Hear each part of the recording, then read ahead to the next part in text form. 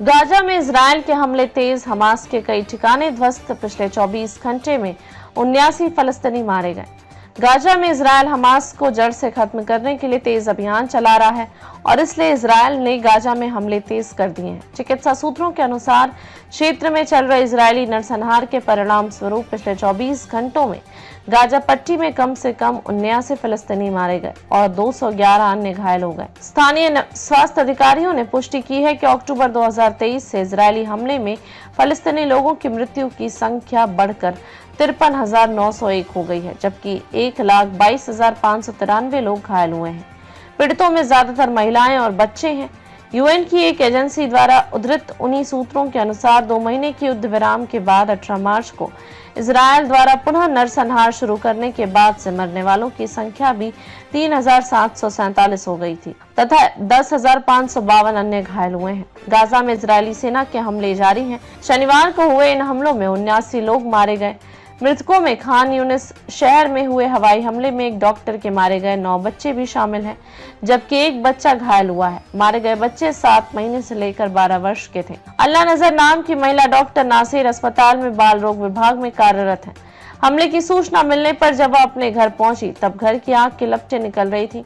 आग बुझने पर बर्बाद हुए घर में 7 बच्चों की लाशें मिली। 2 बच्चों के शव मलबे में दबे हुए हैं, उन्हें नहीं निकाला जा सका है।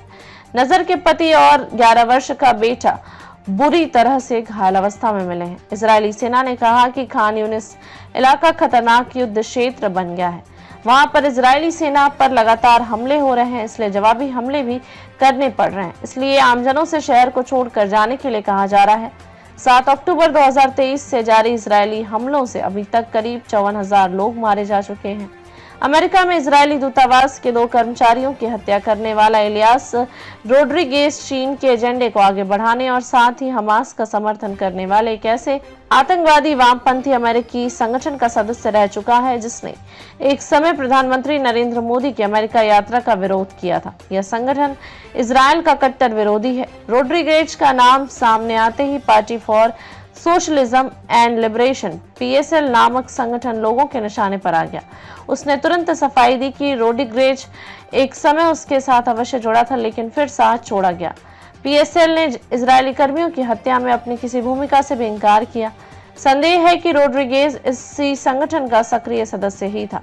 रिपब्लिकन सेनेटर जॉन कार्नी ने अटॉर्नी जनरल पामेला बोंडी और FBI प्रमुख काश पटेल से मांग की है कि PSL और ऐसे ही अन्य सभी वामपंथी संगठनों की फंडिंग कौन कर रहा है, इसकी गहन जांच हो, क्योंकि यह जानना जरूरी है कि कहीं यह घरेलू आतंकवादी तो नहीं।